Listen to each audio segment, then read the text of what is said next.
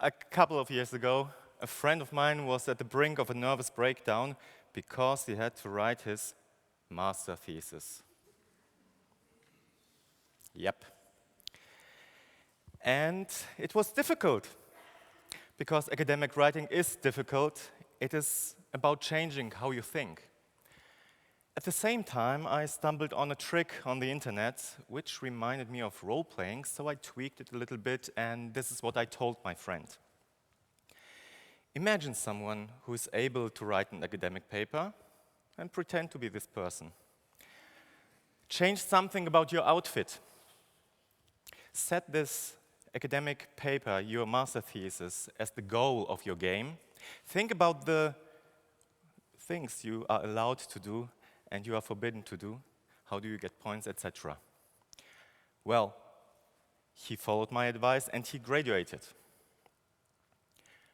What we can learn from this example today is that role-playing can help you achieving your goals. So it can help you achieve any goal. Write your paper, get a job, or anything else.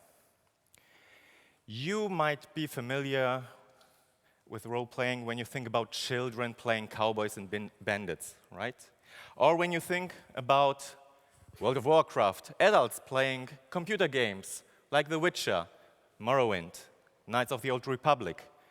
Or maybe you have heard about board games like Dungeons and Dragons, or Shadowrun, Call of Cthulhu, Vampire, Over the Edge. Or maybe you have heard about LARP, which is this. People make costumes, they dress up, and they play for real. Not for 2 hours at a convention, but for days of constant play. So, even if you are not a gamer, I have a good thing for you. You can also role-play, because there are several elements helping you with it. And there is scientific evidence for that, really. In the humanities, in the field of game studies, researchers have found out that you can define role-playing games by studying narratives or rules. Narratives are any elements about the story, about the character, about how the people interact, how they share their story world, how this interactive media storytelling works. And rules or ludic elements are anything that helps you to understand how the game works. What are the goals? What is possible to do? What is inside the game? What is outside of it? Etc. So I thought maybe there is a different way how to think about role-playing games, and I did this for 4 years for my dissertation, and the result is that you can observe all the elements. You can even add a fresh new element, like materials, to this equation. For example, materials are costumes in LARP, right? Costumes. Maybe you play a 1950s James Bond movie and you dress up very nicely. Or you play a warrior in a fantasy setting with a sword. Or when you play computer games, it's the computer, the hardware, the Oculus Rift, whatever. Or you play board games, pen, paper, dice. So these are materials. And the result of my study was that role-playing works when narratives, rules, and materials cooperate. And it is not always the player herself who is responsible that this cooperation works. It is not the human element alone that is responsible for role-playing.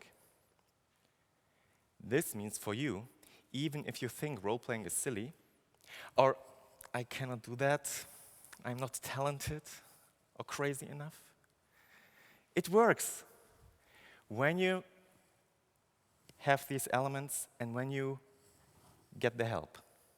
Well, you have narratives, you have rules, and you have materials. Now you have to make them help you. How do you do that? Now it's your turn. It's your job to combine them. So I will give you now some help, and afterwards you have to remember these 4 easy steps, how to combine these 3 elements. So, step number 1 is imagine your goal. Ask yourself, what do I want to achieve next week? Is there anything you want to achieve? Okay, this is the goal of the game. This is the rule, the ludic element. What are the rules? What is possible to do? How do I get points?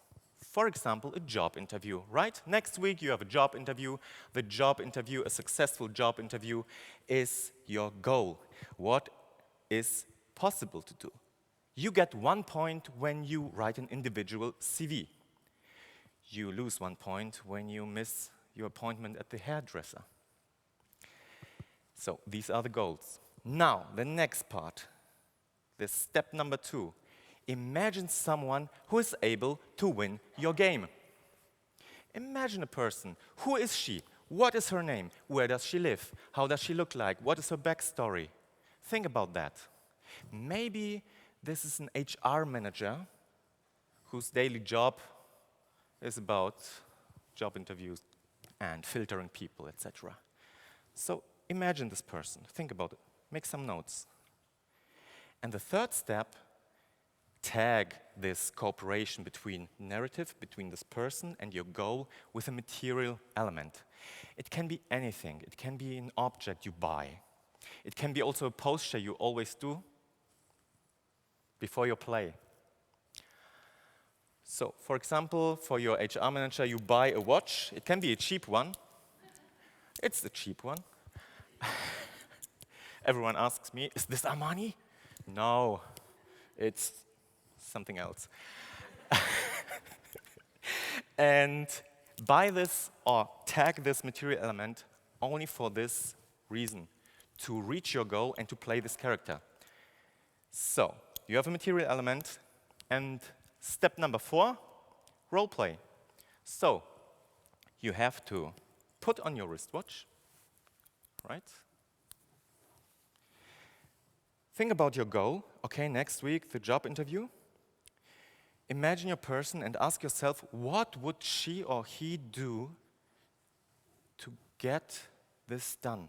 What should I do now to succeed and to get points so that the job interview next week will be easy? And that's it. This is the role-playing trick. You don't have to get a lot of things. You have only 3 elements: the character, your goal, and a material element. And you have only to remember these 4 steps. Imagine your goal. Ask yourself, what is my goal? Imagine a person. Who is she or he? Get something, maybe a watch or a certain posture, and role play. So, the next time you are faced with something horrible, try it, because it's easy, and why shouldn't you try it when you cannot sleep the whole night? So I want you to think about your next goal and role play. Thank you very much.